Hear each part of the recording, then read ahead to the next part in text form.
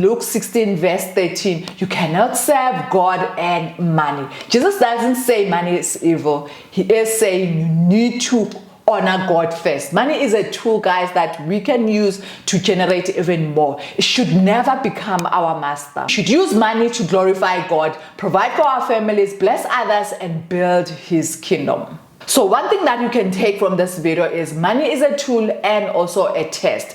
God uses money to test us, our hearts, our gratitude, our faith, our priorities, our character, our responsibility, and also our obedience. God uses money to test that.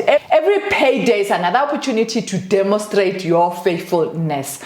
Managing money is a spiritual discipline. Budgeting isn't just about avoiding debt. Investing is also stewardship. Managing money God's way is part of our spiritual growth.